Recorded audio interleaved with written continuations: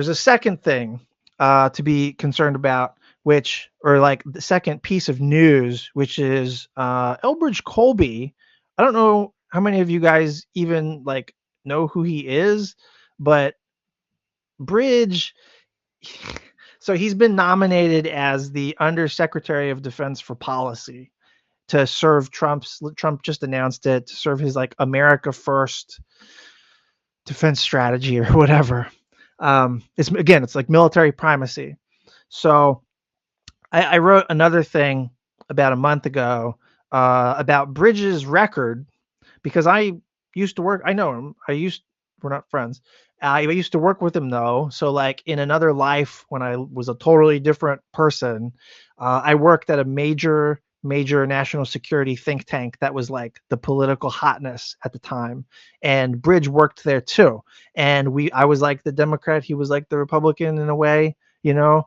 And we had some convergences because again, it was a warmongering think tank and he's a warmongering dude, and that was, I can't say that I wasn't at that time. I didn't think of myself at that way at that time, but you know, it's warmongery vibes.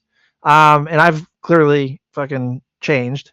But Bridge, from day one that I've known him, he's always focused on nuclear superiority, nuclear primacy. He was a very early mover from Russia is evil to Russia is fine / who cares, but China is evil. and basically, like, ever since I went into academia and left that shit behind, he has tripled, quadrupled down on all of that, you know. So he has basically said that China is the sole thing that matters in this universe. It's the priority mission that America must be able to win via military domination, right? He he he wouldn't phrase it that way, but that's what's going on when he talks about this stuff. And he has a paper trail longer than my arm. You know what I mean? So, you know, his book talks about this. He frames it, he packages it as like the stupid Roman adage, which is bullshit. If you want peace, prepare for war. He frames it as like strategy of denial, which is actually literally a misnomer. Like what denial means in strategic contexts is not how he uses it. He calls it strategy of denial, but his strategy involves launching like tons of missile strikes against the Chinese mainland, among other things. So it's like there ain't no, that's not a denial implies like a defensive posture, and that ain't what that is, you know. So and then in the process, he has like, he's halfway alienated himself from Washington, and he's halfway ingratiated himself with Washington. You know, his grandfather was Bill Colby, the CIA director, right? Who had been involved in some like extremely nefarious shit in our country's history. You know, his great grandfather or great great grandfather is actually his namesake, also named Elbridge Colby, and he wrote a super infamous like law journal article defending savage wars or something like that. I might try to pull it up if I have time here, actually, but it's about justifying like different laws of war for whether you're a civilized people or a savage people, right? And so it was kind of like thinking about war in relation to imperial structures. Like, of course, if you're going to have colonial subjugation and racial hierarchy and a global color line, well, you should have different expectations for how you wage war. You know, you wage war against the barbarians in barbaric ways. This is obviously super fucking racist. You know what I mean? So, anyways, that's a gem. And I'm not going to put, his ancestors bullshit on him, but this is all to say that like, this is ruling class stock. This is ruling class American aristocracy shit. Like about as blue blood as it gets in America, Vineyard Vines vibes, which like I'm not down with, obviously. So fucking but like on the substance, critique his vibes all you want. On the substance, I have this belief slash theory that like he argues for maximalist, highly militarist positions on China and for the equivalent of nuclear arms racing on nukes to go with that.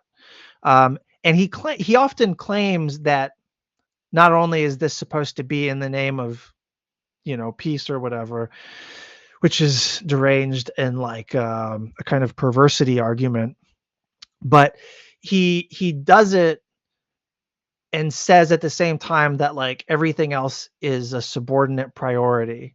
And so of course, domestic politics, democracy, equality, anything that we would care about and value in a good society, the common good, labor, working class power, any of that stuff must be subordinated to the grand geopolitical challenge, which there's always some grand geopolitical challenge for people like this. But right now, it happens to be China, and that's the easy one to stoke.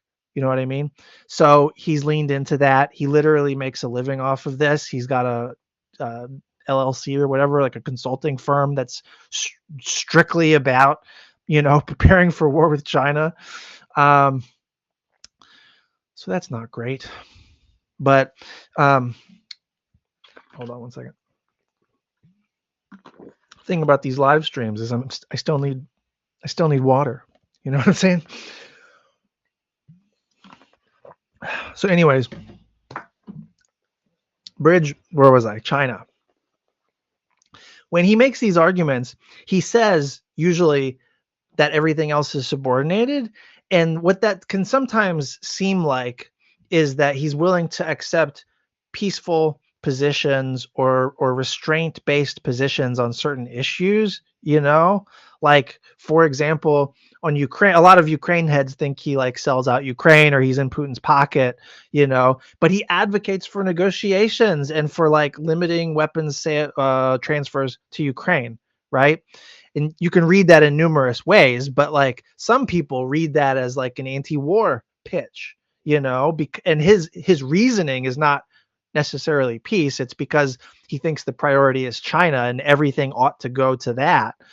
But some of his positions get read in a sort of anti-war way, and that's a good example of it, the Ukraine thing.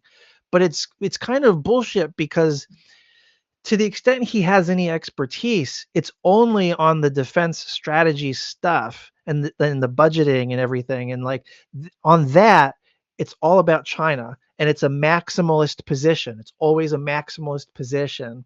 And so my thinking, like the way I've viewed his project for a long time, is that he gets to be the guy, the quote unquote expert, the voice box for the maximalist China uber hawk shit.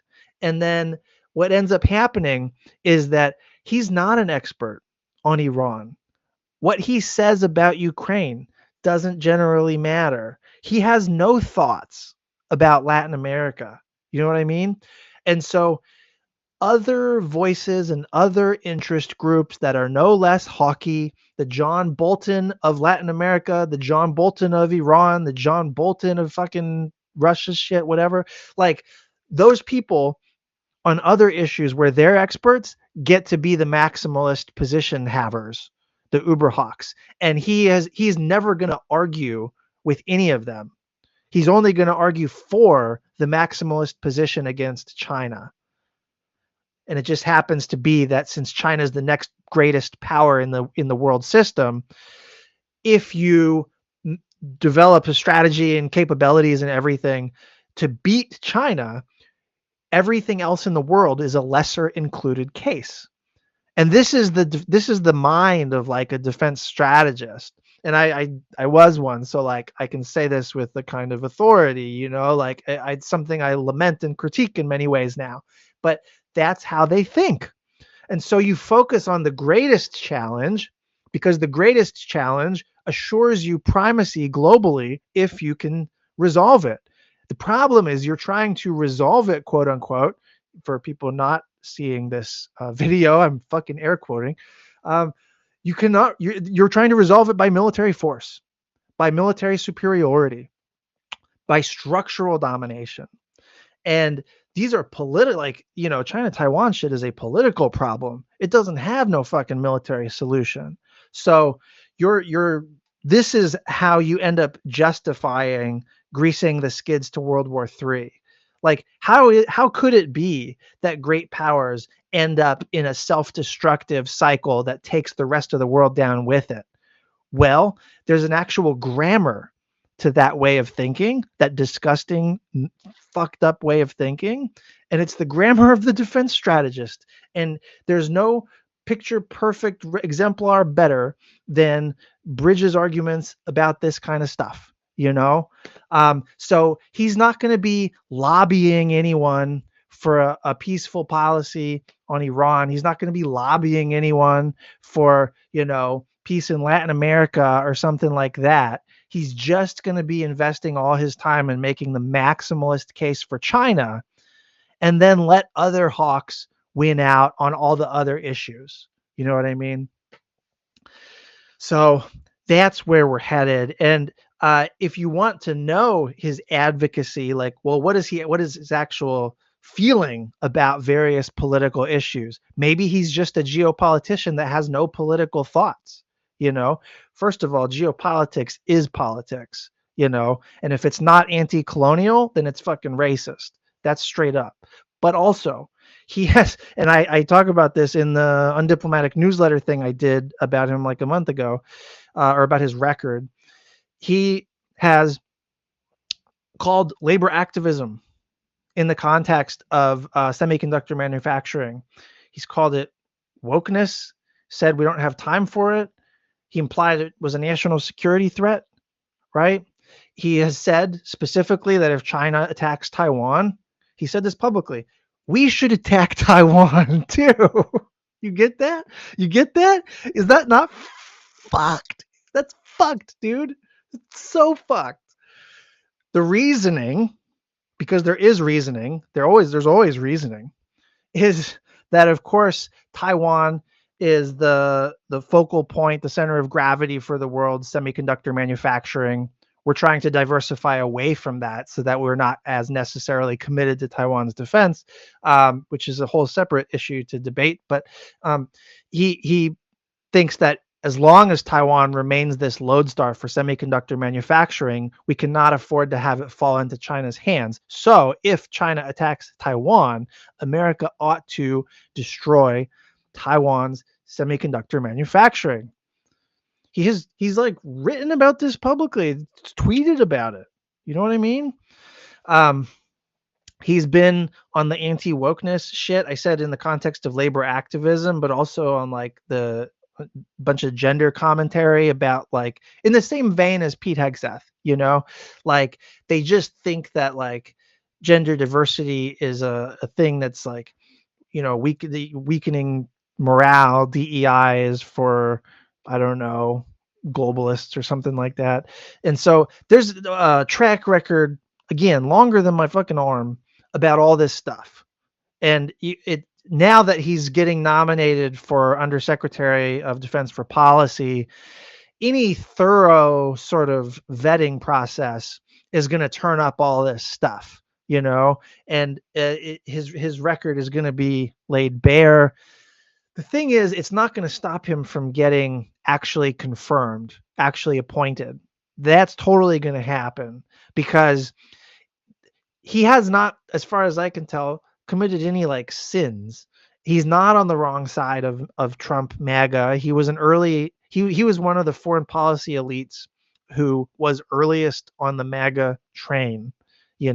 That's actually why people used to compare me and him so much, because he was like, oh, you're the left bridge, or he's like, I am to Bernie what he is to Trump, kind of thing, and I don't love that comparison at all, actually. But like, it's coming from the people who make it are doing it from the place of like thinking of Bridge as part of that technocratic foreign policy class, but who sort of went political.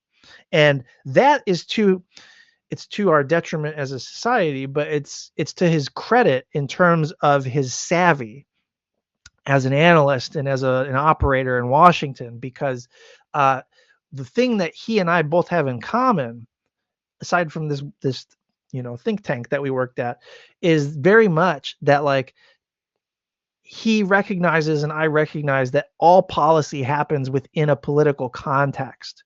And the way that foreign policy gets talked about and debated and massaged and evaluated and talked about in the media and shit, like the way national security policy exists, there's always this pretend thing where the analyst or the advocate strips out the politics as if it didn't matter, when the politics is the only thing that matters, and the national security policy itself is the instrumentality of realizing the politics.